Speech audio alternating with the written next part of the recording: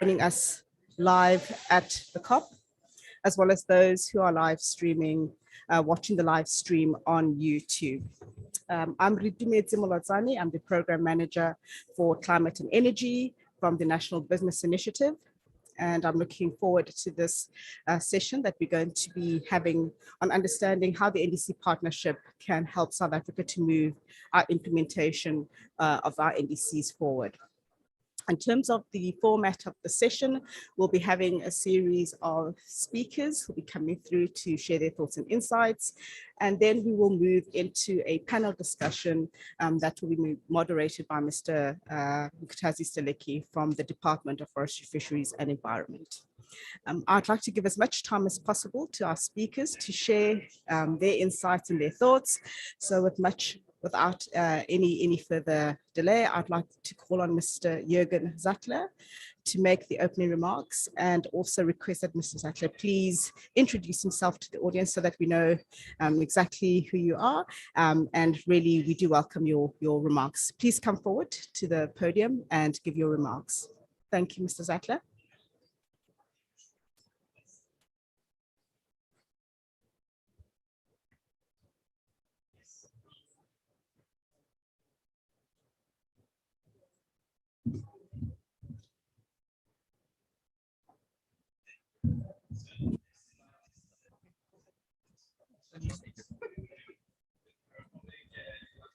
Shall I go there or here?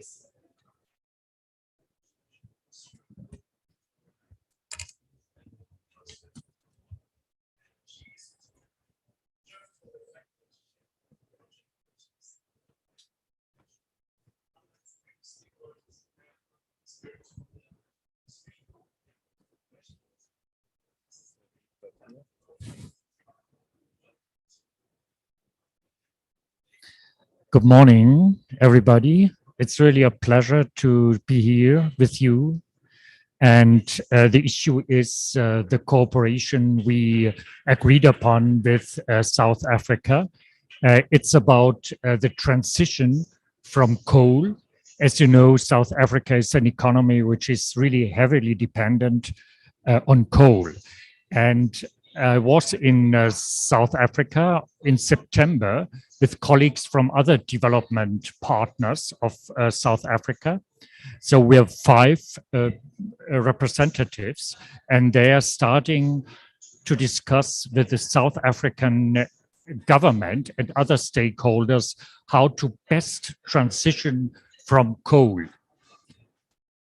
98% of South Africa's electricity generation stems from coal. So that's really key to the economy, and it's also key for the global climate agenda.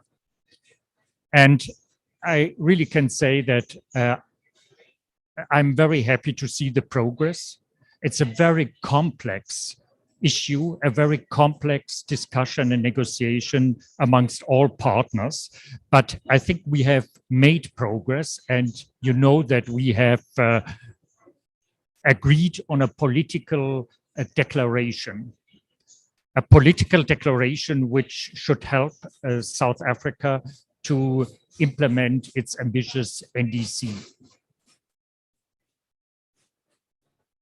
We are talking about $8.5 billion, which the international partners, and this is France, this is UK, US, Germany, and the European Union will make available for the first years of this compact. And as I already said, the South African NDC is really key in that context. You might know the revised NDC is really ambitious. It foresees a reduction of CO2 emissions by 32% lower than the original NDC. And this was a good basis for discussion for us. So the new NDC is compatible with the 2% goal. And as there is a range, the lower level is even compatible with the 1.5% increase of the temperature. What's very important for us is that the transition is made in a just way, that we also take with us all the miners working in the mining regions, but even beyond, that we look at job creation, that we look at economic development in the region and beyond. And this is, for example, about hydrogen. Hydrogen technology is about the automotive industry and the transition also of these industries. I can say that regarding our bilateral support, we have a running portfolio at the moment of some 1 billion euro. And this is grants, loans, technical assistance, equity. And we committed to an additional 700 million euro to support the Just Energy Transition Partnership. And this is an initial commitment. We are talking only about the first years. More financing is needed, that's clear. It's very costly, this transition of the economy. And there we need the private sector. We need other development partners. We are already in touch with some of them. We need philanthropists and everybody. So if there is somebody in the audience with deep pockets, please join us.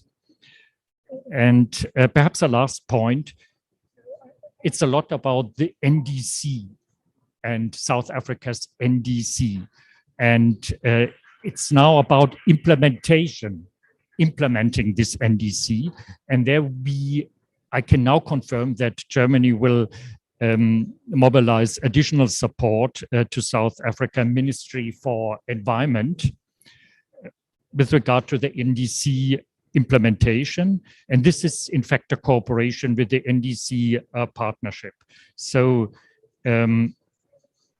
we really have trust in that partnership, and we are also very grateful that you are supporting in that respect.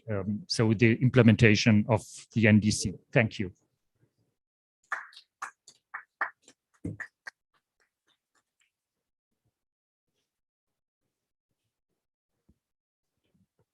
So thank you very much, Mr. Zattler, for those opening remarks. Yes, we really do welcome the support that we're receiving, and we do look forward to working together to make sure that South Africa's NDC is implemented in a timely fashion and with the necessary ambition. I'd now like to call on to Mr. Nkutazi Steleki to please join us to give us a presentation on South Africa's ambition and what we're doing towards that effort. Mr. Steleki, please come up. Thank you.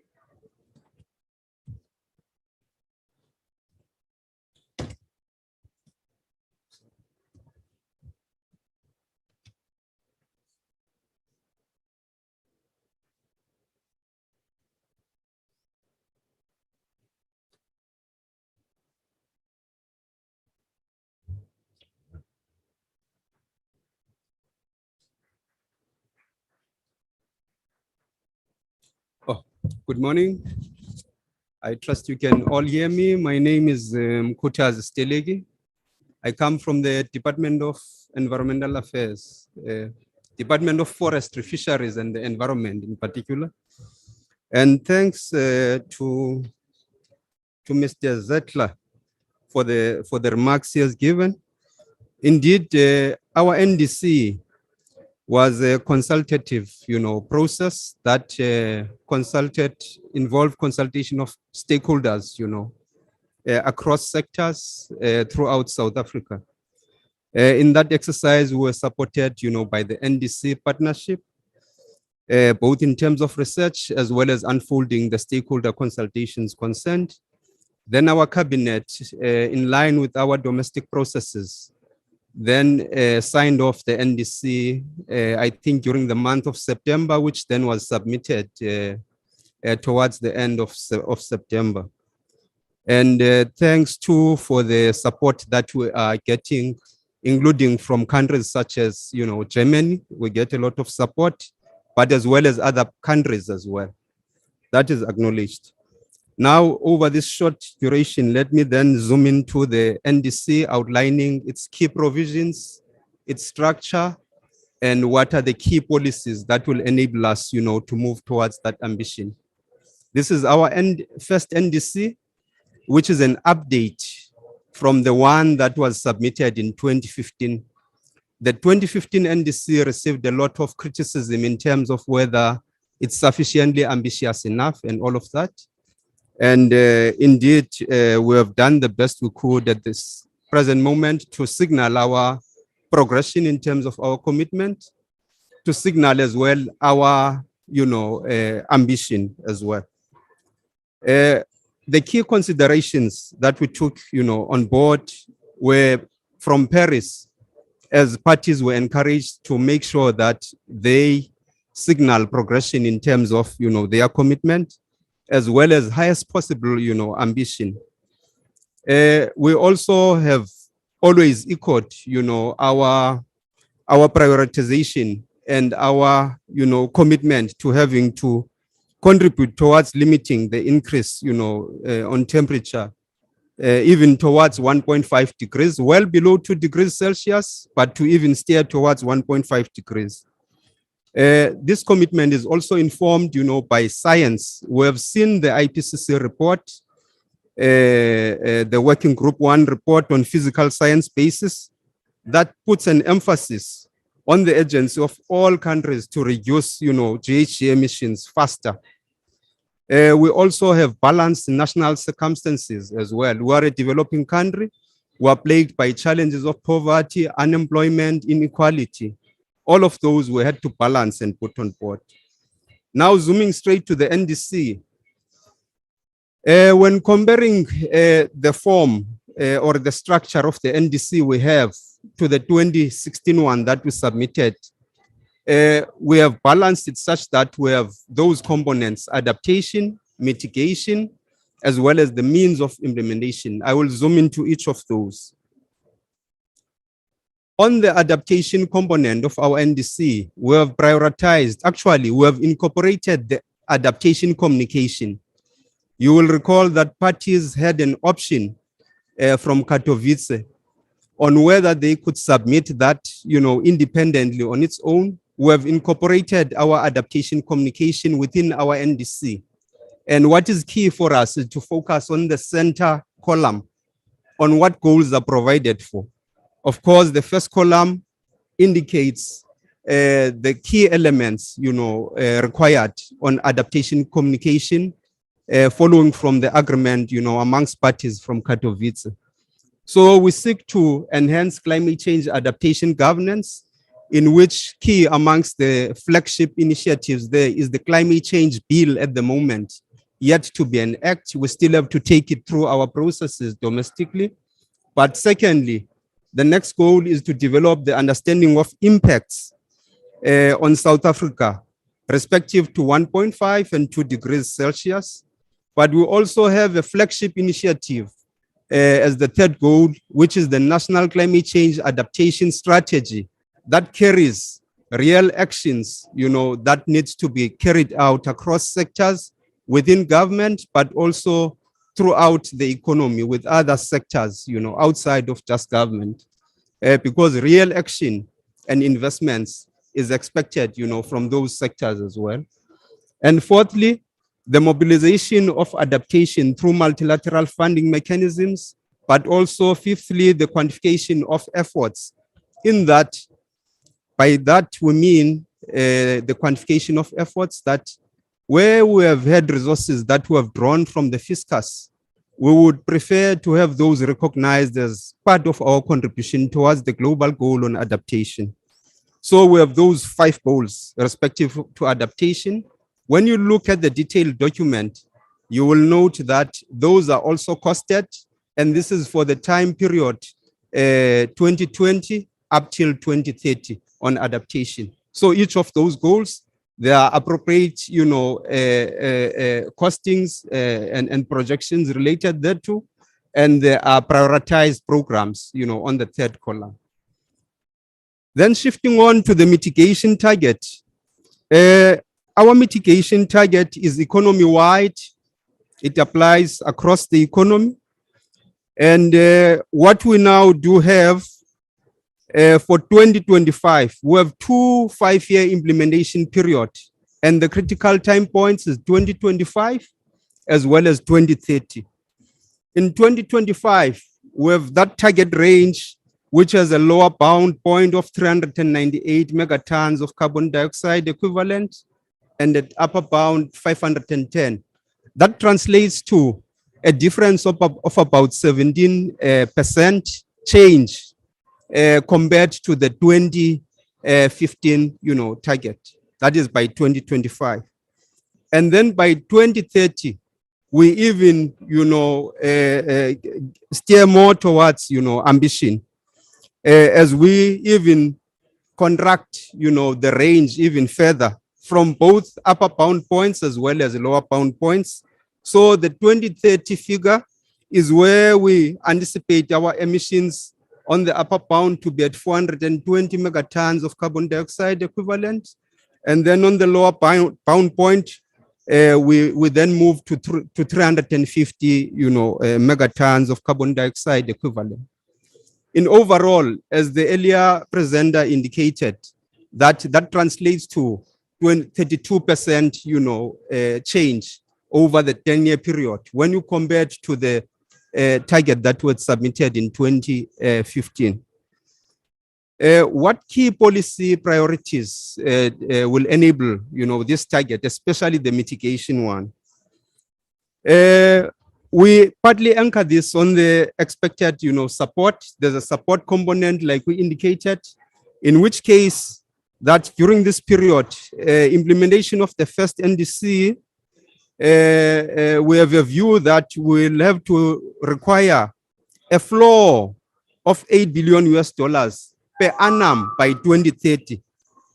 And this needs to be distributed between mitigation and adaptation, 50-50 kind of a split.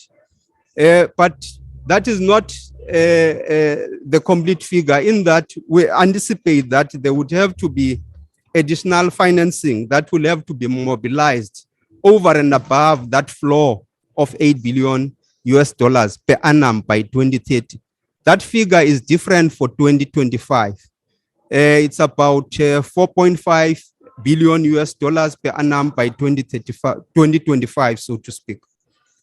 So that's so far with the support component. And then finally, the key policies that were modeled and evaluated and checked, against, this target is the Integrated Resource Plan 2019 in the power sector, but also the Green Transport Strategy. There's also energy efficiency programs, carbon tax as well. Something additional may have to be done over and above those policies, because now we have upped, our commitment in terms of ambition, and more needs to be done. And most of the changes are foreseeable more in the energy sector, in particular electricity. There's a lot of, initiatives and drives, in the renewable energy, space and so forth. And we believe that that will enable us, to move towards, that particular target. We have highlighted a point to be noted here to say that the implementation of these ambitious mitigation targets will require substantial multilateral support as provided for in Paris. South Africa is updating these mitigation targets in the expectation that such support will be available. This now brings us to the end of the presentation. Thank you.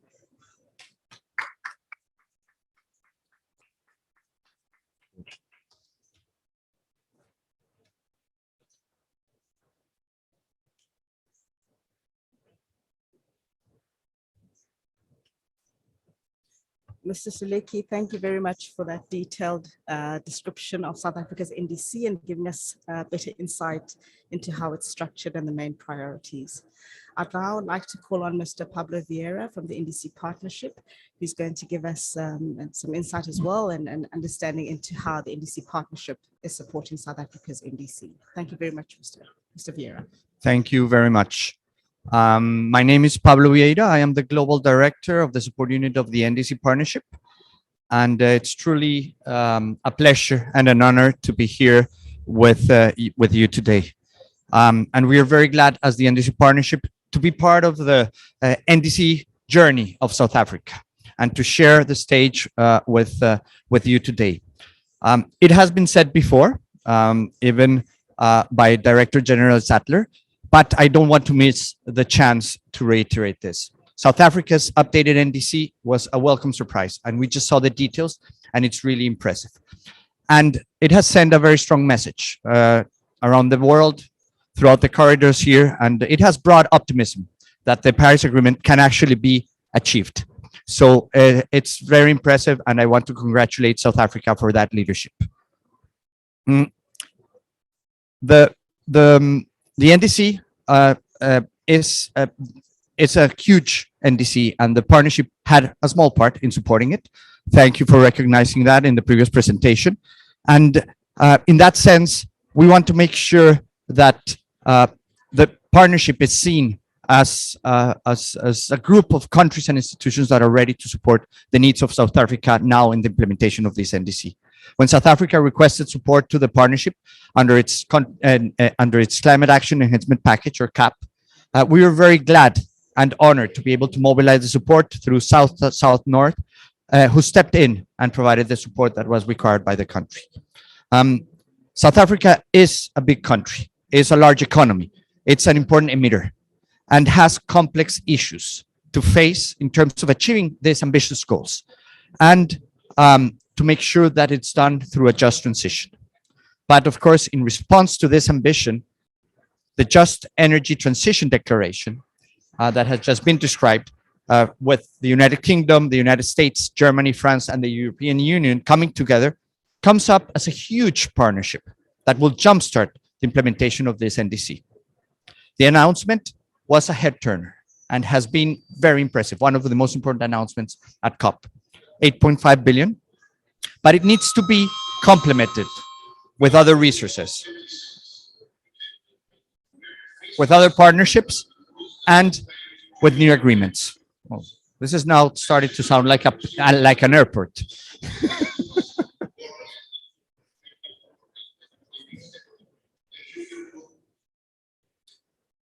A large portion of these resources will go towards the transition from coal-powered generation. But certainly, as we just saw, the NDC will require economy-wide efforts. Beyond coal, we're hearing the mention of things like electric vehicle manufacturing as a huge opportunity, with hungry international markets vying for new production. And green hydrogen, for example, a very attractive technology that is ready for wide deployment. Certainly, this is an opportunity. Over the last few days, we have heard global leaders make commitments to accelerate this transition, not only from bilateral and multilateral channels, but also from eager private sector members.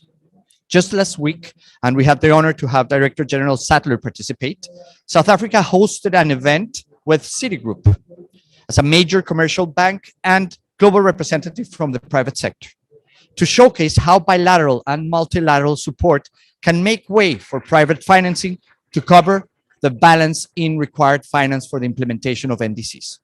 In that discussion, the message was very clear. The private sector is ready to address climate change as part of the collective effort. They have responsibilities here, just like everyone else.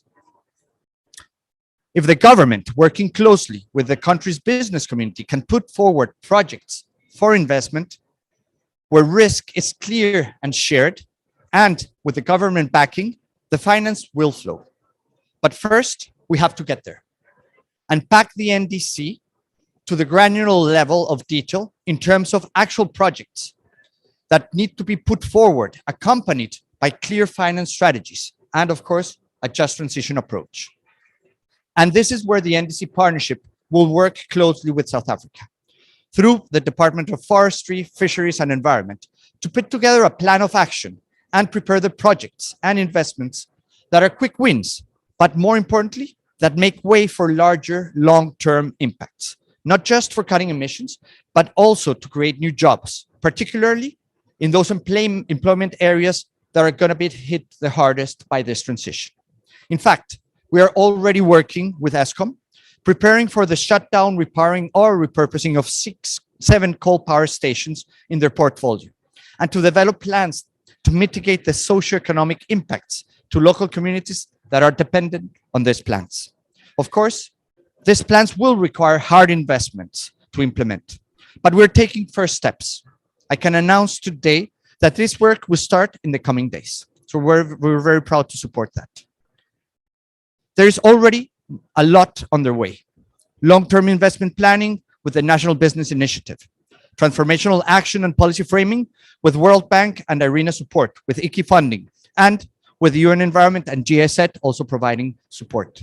And UK Pact and the Climate Finance Accelerator is in motion in South Africa.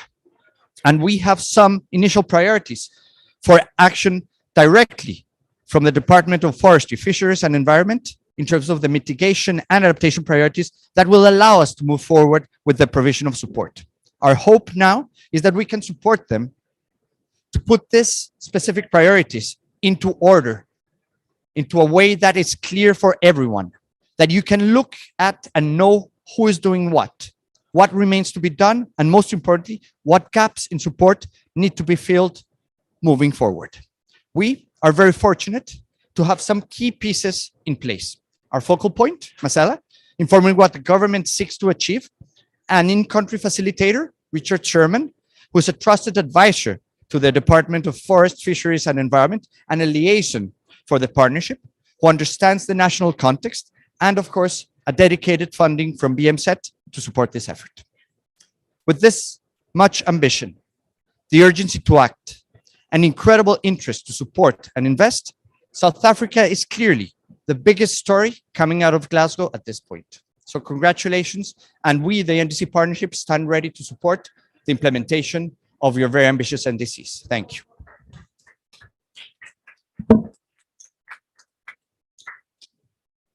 Thank you very much for those heartening words. Thank you for the recognition of South Africa's efforts towards our NDC, and we are really appreciative of partners who are helping us to unpack what that means and to program, make sure that we are able to identify concrete steps as well as key actors and how those should be mobilized. So thank you very much for those words. I'd now like to hand over to Mr. John Wade Smith from the UK Foreign Commonwealth Office. Mr. John Wade Smith will be joining us via Zoom. And so we look forward to your words on how the UK is also contributing to the implementation of South Africa's NDC. Mr. John Wade Smith, are you online? I am online. Can you hear me okay? Yes, we can. Thank you. Please go ahead. Perfect. Well, thanks very much indeed for inviting me in. And it's with a huge regret that I'm actually talking to you from South Africa and not actually there with you, although the weather out here is wet and cold. So I can empathize with what you're going with in Glasgow. Can I just also say right from the start that I'm delighted to be supporting this particular event with NDCP as well, because the UK is currently the co-chair of the NDC Partnership alongside Jamaica. And we fully support the partnership in terms of bringing together the expertise and resources to support countries like South Africa in terms of creating actionable policies to help deliver on the NDC. So it's a great pleasure. And Dr. Zettler, it's great to see you again. Last time we saw each other, we were in a warmer climate out here in South Africa. And it is exciting to hear people refer to this agreement with South Africa as groundbreaking, as significant, because it's for us sitting in South Africa working on it for a long time. It's really rewarding we've got to this stage here. I was asked to talk a bit about the UK. I'll make that very quick because there's lots of other things to talk about. I want to kind of just quickly touch what we do, but then some reflections of what we've found working in this space in terms of what it means for coordination and going forward. So the UK has been a significant contributor to South Africa for many years. Over the last 5 years, we've spent over £250 million on projects that have been working on things like renewable energy development, energy efficiency projects, carbon capture, use and storage research. And these are sort of projects that are at scale and can be transformational. For example, we've recently signed up to £50 million to support a World Bank project to put battery storage at scale alongside ESCOM plants. But these are important, but these are also multilateral institutions and multilateral funding. A lot of our international climate finance from the UK goes through these institutions. So it can be quite difficult to actually identify where the UK funds have gone, exactly how it's controlled, involved in it. And also in terms of what role we have, certainly locally, in terms of helping to shape the thinking around what those projects design. So we have done two things over the sort of last 2 years that I've been here. One of them is to actually support the large-scale international climate finance flows into South Africa in terms of supporting its low-carbon transition with this development, a bilateral development project called UK Pact, which is partnering on accelerated climate transitions. And this allows us to support projects that are directly linked to a broader range of activities and priorities that are actually tied up with South Africa's NDC. So this year, which is the first year of us actually running this program, we're spending over £4 million on 14 projects, which includes the wonderful work the NBI has been doing in terms of their transition pathways and their sector pathways, net zero. But also working on in Mpumalanga, doing some work around just transition work with the communities who are most affected. We're doing stuff around green finance and green transport. And like many of us, we are also looking to support the Presidential Commission, who have done, I think, an outstanding job. So much more targeted, much more bilateral, and very much demand-led. We're now looking to South Africa to set out what they want to see us help them on, rather than a slightly old-fashioned way in which perhaps we might have backed projects we thought were important and hoped they landed. So this is demand-led, and therefore, I think hopefully more impactful. And then secondly, we are looking to take a more active role locally in shaping some of those larger programs that are coming through the international climate finance, just so that we can make sure that they are as directed and as impactful and have as much buy-in as possible from South Africa, because this is about helping South Africa deliver its plans, not have plans put upon South Africa to deliver. And I think, an example of that was we were able to identify £5 million, which we put towards ESCOM to do some scoping work on what repurposing of power stations might look like. And as been mentioned just beforehand, the Climate Finance Accelerator, which is a partnership where we're funding with NBI and Green Cape, which is looking to try and help local businesses develop their business plans to become investor ready, and then crowdfund in the finance to actually make these ideas, these green economy opportunities, a reality. Too often in all countries, not just South Africa or emerging economies, great ideas kind of fail to get to the implementation stage because of that challenge of sort of getting over that sort of gap of death between concept into actual finance. So again, the Climate Finance Accelerator has now got 14 projects they're working with right now in terms of building up their business case in the hope of actually sort of getting an investment to actually see this become a reality. Because as mentioned earlier on, we're at that stage now where we need to see progress. We need to see stuff actually happening and working. So I thought I'd just share just a couple of quick takeaways from our time here. One is that we are relative newcomers in the bilateral space, not in the multilateral, but in the bilateral space here. And it's I just want to sort of shout out to our German colleagues for the sheer scale and consistency of their effort in supporting South Africa in the energy sector and beyond over the last decade or so. So we feel very humble and very pleased that we've got a very good relationship with our German colleagues here as we explore where we can try and make impact with our work.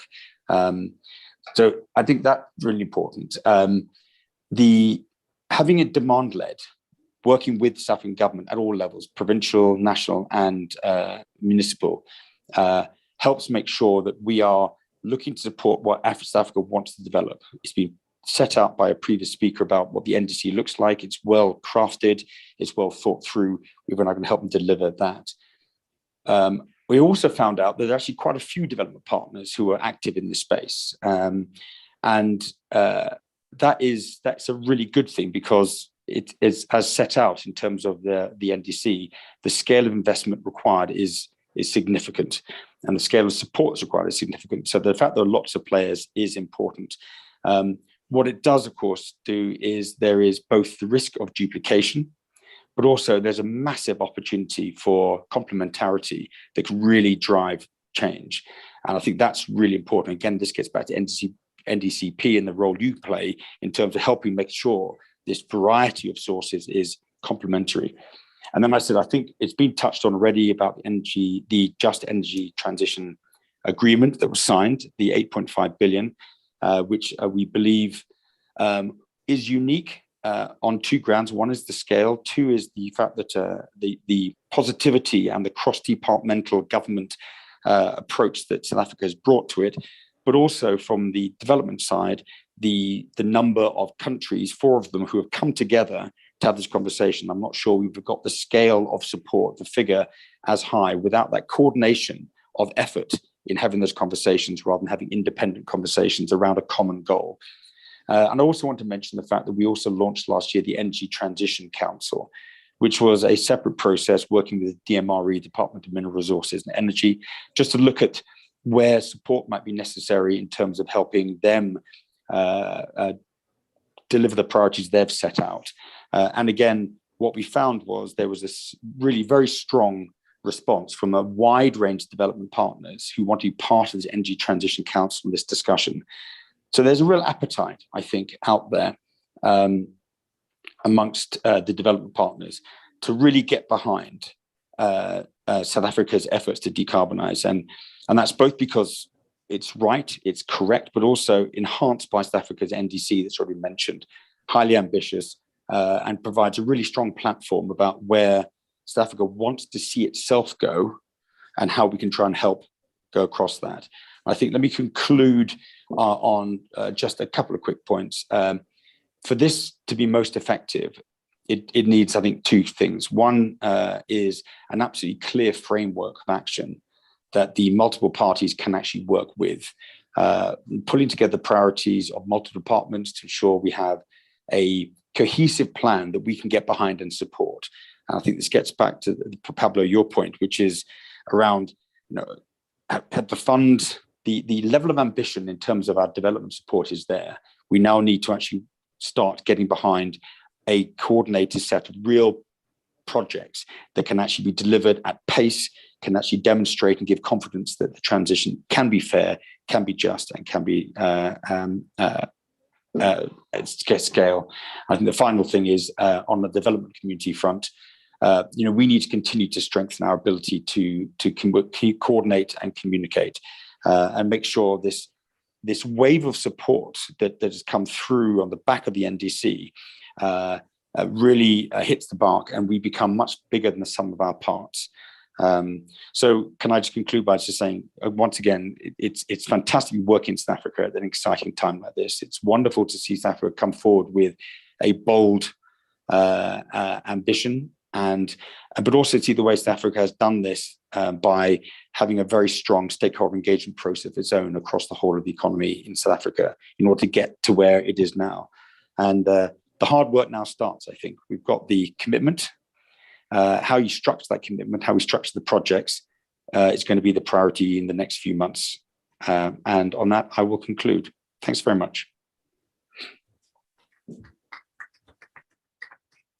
Thank you very much for giving us a description of the activities that the UK has been undertaking in support of South Africa's NDC planning and implementation. We really appreciate those insights, John. I'm now going to hand over to Mr. Steleki in the last about 15 minutes or so of the session to take us through a moderated discussion and to take a few questions as well from the floor, as well as those who are participating online.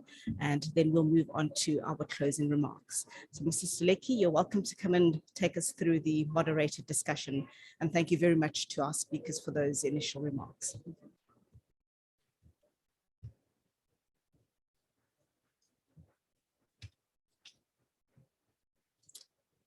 Thanks for the wonderful presentations, and greetings to you as well, John, over there in Pretoria.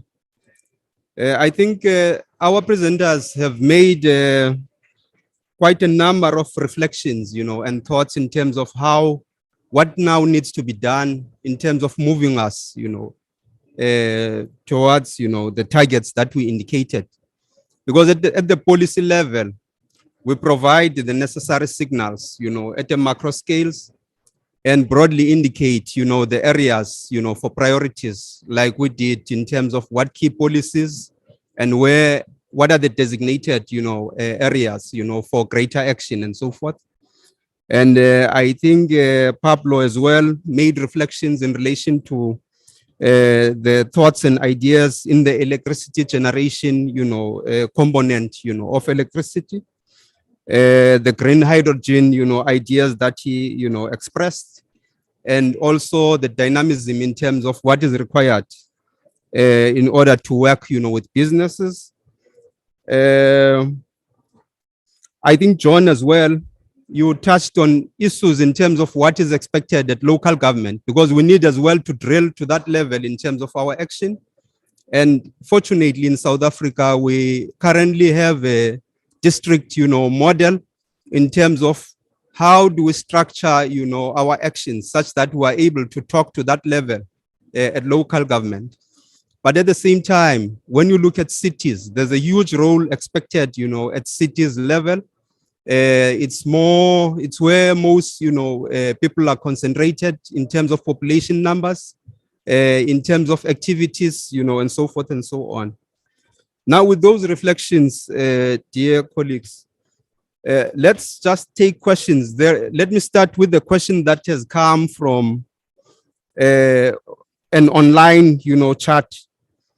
The person asking wants to check, the availability of funds insofar as they relate, to grants. Perhaps if our partners may make some reflection in terms of what is the extent and the scale, of grants. It's a question that comes, from the person asking online, as well as access there too. What is the extent of offerings in terms of grants, and also grants in relation to that can be accessed by industries, for industries to be able to take, the appropriate actions. Maybe if we can just reflect as panelists on that question. Following that, I'll put the next question. I don't know, Pablo or John or Mr. Zichler, you would prefer to start? Pablo, you may give it a Thank you. Yes. nice break.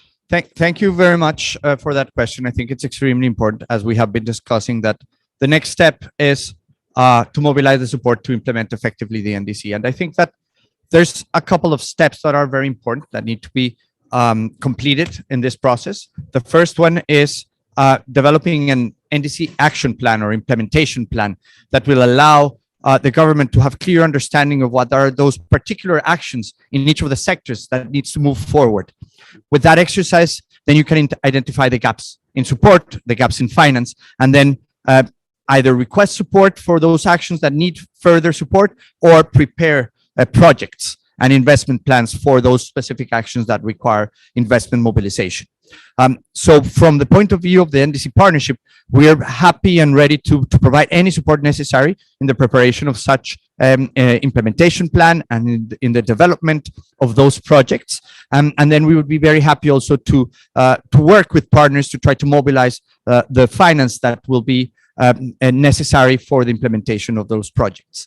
Of course, we've heard already a lot in terms of support. The 8.5 billion are aligned with the NDC and with the needs of the country. So that's extremely important.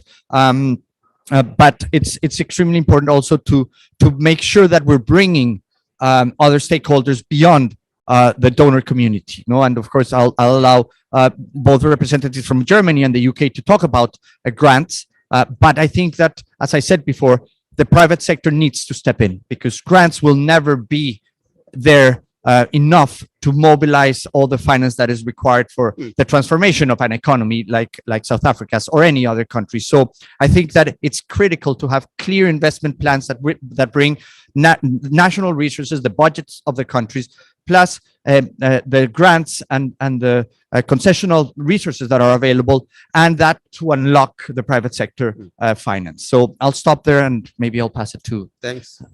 Dr. Ziegler? Yes. I think that's really a difficult question, also because it's still early days. So what we did until now is to agree on a kind of high-level commitments from both sides, but it has to be implemented. And that's what Pablo said. We need now work on an implementation plan. And this this refers first to the sector, the power sector.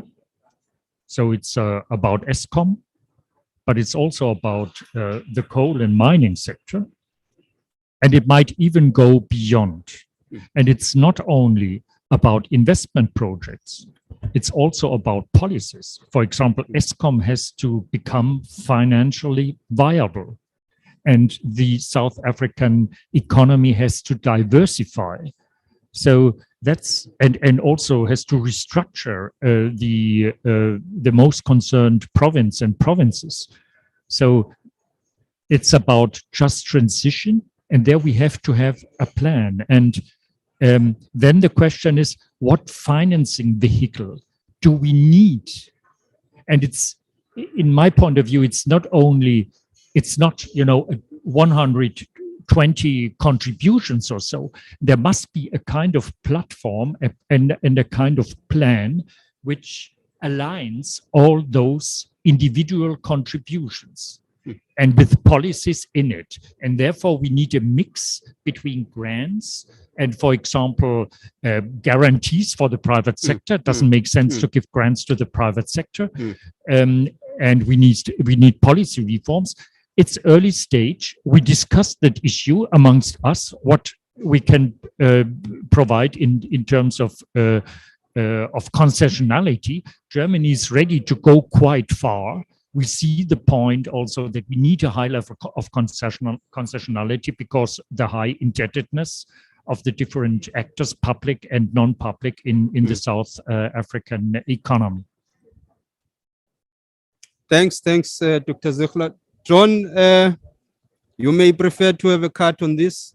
Please do. I will be really, really quick, because I mean, I basically agree with my predecessors in this thing here. We're about to embark on the difficult, challenging technical stage of actually trying to align two things. One is the plan of action that needs to be supported, and then to the kind of structure and facility that brings these funds together in its blended finance format in order to try and make real progress here. So I think this will become clearer. I think it's also worth pointing out that the 8.5 billion is new money, and that a number of other ongoing development programs will continue to happen outside the current four, although we hope to expand it to bring more partners who have expressed interest in being part of this process. This is not an exclusive club. We want to try and expand it. So there will continue to be a range of sources of finance in addition to this, and different structures of finance. But as Dr. Ziegler said, now this comes the stage, which is, what is the most appropriate format or form of finance for what specific activity? Because each activity require a different type of financing. So I think just giving figures right now is I think a bit challenging, but that's what we're going to work on over the course of the next 12 months. Oh. Thank you. But thanks, Dr. Ziegler. You are released. Dr. Ziegler now has to leave us. It's been a pleasure being here with you. I don't know how much time do you still have. Okay. Okay. I think we are nearing towards the end now, but I don't know if there's a question from the floor that any of the people in the audience may want to raise to our panelists. I see no hand. Let me just give one more last question. We'll just have 5 minutes remaining now and we'll be winding up. May you just share with us maybe some of the best case studies from around the world in terms of either a sector or some kind of programming which you believe South Africa can be able to draw lessons from as it now has to gear towards that implementation.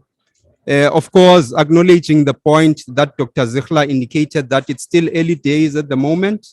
We need to work on plans, but I think sharing as to if there's a particular case that you may be knowledgeable of that is on a mega scale and is transformative and has all the features that you have reflected on from around the globe. Do you have any such case that you may, want to share with us or reflect in brief? Thank you. Oh, Okay, John, please. Pablo, I was going to hand it across to you. I think you probably have a big, higher global view than I do, sitting very much focused on South Africa. I think, let me just say from my perspective is that, we will be drawing on experiences elsewhere. But what's really important about this is that the way forward needs to be a South African solution. And we can draw and learn from others, but it's very important that we build this together with you. And the way we look at this is actually that we hope that the way we can actually structure this agreement and the scale of this agreement is that there'll be lots of other countries learning from South Africa about how they can have also a similar conversation with the international development community in terms of helping to support their accelerated growth. So those are my kind of big picture thoughts. But Pablo, you probably have a better global view from NDC Partnership about specific projects you might want to refer to.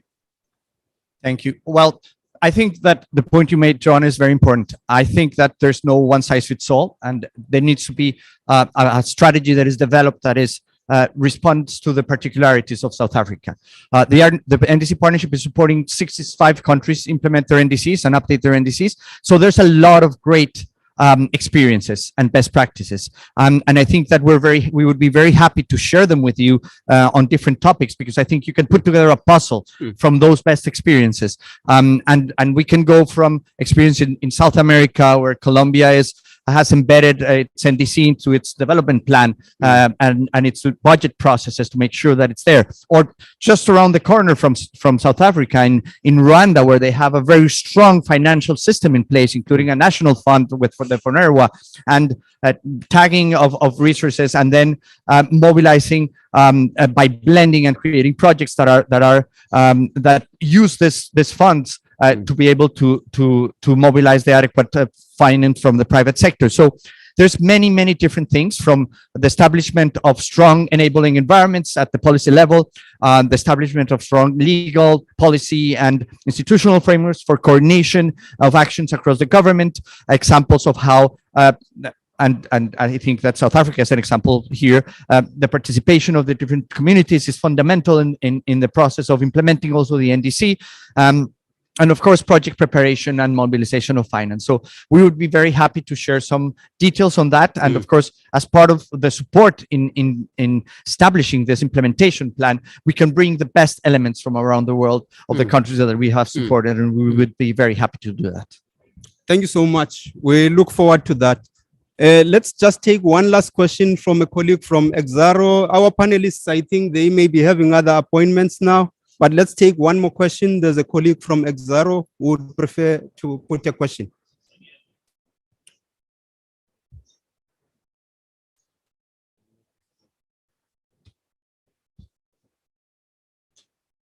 Good morning. My name is Mzila Mtenjana from Exaro, and my role there is stakeholder engagement. I think the conversation so far has focused quite a bit on the public sector, and I think very excited with what I've been hearing today. What I wanted to know from you is the extent to which you've begun to engage with the private sector, because from a project implementation, I think private sector is going to be quite critical. when you look at the capability and capacity for project implementation, and how a company like Exara, for instance, can really get involved. The coal sector in South Africa and the whole mining industry could get involved, given the economic structure. I would allow Mr. Steleki and Mr. Wade to talk about the specifics in South Africa. From what the partnership has supported in South Africa and many other countries, the preparation of NDCs has been a process that has engaged all relevant stakeholders, including the private sector. And as we have discussed, a big part of the effort that we have in front of us is to use those available resources that have been announced to unlock the much bigger resources that are required to implement the NDC with the help of this private sector. So the private sector has to be involved in the preparation of an implementation plan. Of course, it was in the preparation of the NDC, and now we'll have to have a critical role in the implementation. But maybe you can go more specifically about this. Okay, thanks. John? Yep. Yeah, okay. Listen, I just want to say that I thought it was a great question, and thank you for that. To be really honest, is the pace with which we have discussed this. This has been very much focused on sort of government to government in terms of getting the high level stuff, because in terms of the kind of support that's coming from development finance, be it grants or concessional finance, it'd be very much linked to partnership with government. But I think you're absolutely right that as we now move into the implementation phase, we start the design phase, the role of the private sector in terms of helping South Africa deliver that is going to become increasingly important. And as I said previously, the role of concessional finance and grant finance is to try and help support those parts of the transition that are not really viable or difficult to shift without getting access to private finance, because it's not there. We think there's a great chunk of the transition that will be very attractive to private finance. We need to get out of the way where private finance can do it. They do it better than us, and they can do it quicker than us. So that'll become the balancing act we're trying to work out now. What's the appropriate support for what particular activity? But I think it's a very fair question, is that as we go further forward, what I think is really important, we do this in a spirit of absolute transparency. So everyone is aware of the ongoing discussions and dialogues, not only for the other development partners who might want to come and join, but also for South Africa to be engaging itself, as it does so well, with its own business community. And so, I would imagine that the voice of the private sector and their involvement in this will just increase as we move from high policy and political agreements into actual practical design. Thank you. Okay. Thank you so much for those reflections. Maybe we may still have more time, to make reflections on our side from the government side. But there's work already taking place in the private sector. We have entities such as the National Business Initiative that carries a lot of studies in terms of what ideas are lifted, especially from the dimension of private sector. Also, the NDC partnership has also made an injection to ESCOM in particular, in terms of carrying out, just transition-related studies, especially in Mpumalanga, focusing on coal mining. We believe there's a lot, that will come up from there. And I think the point that was earlier raised here by one of the panelists to say that it's still early days in terms of these plans. They may not have been communicated sufficiently enough or known, of as yet, because we still anticipate some results, from some of the work pieces that are unfolding as we speak.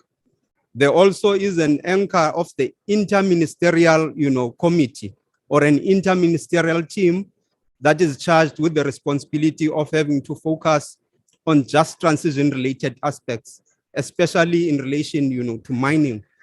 It may not fulfill necessarily, or satisfy your question in full, but there are some bits and pieces of work taking place at the moment. Yeah. If the panelists do permit and you still are available with us, we've been granted, you are about to leave now. Okay. I think we run the risk of remaining discussing amongst ourselves with no panelists anymore.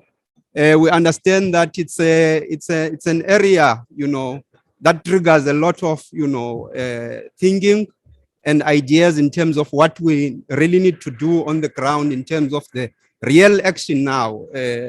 We're moving from policy. Now we need to make sure that the policy objectives, are realized, progress is made towards the attainment of those. So let's say it's a continuous discussion, and we may prefer to give, thanks as well to the NDC Partnership, UK Pact, of course, acknowledging that UK is part of the NDC Partnership.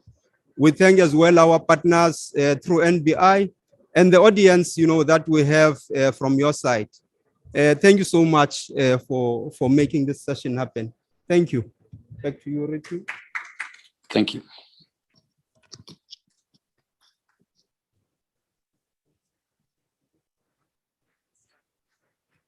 Thank you very much to all the participants, both those who've joined us in person and those who are joining us virtually, for a really stimulating discussion that, as Mr. Steleki mentioned, will continue, I think, in the passages and over the course of the COP. Thank you very much for your participation, and we really do appreciate you joining us today.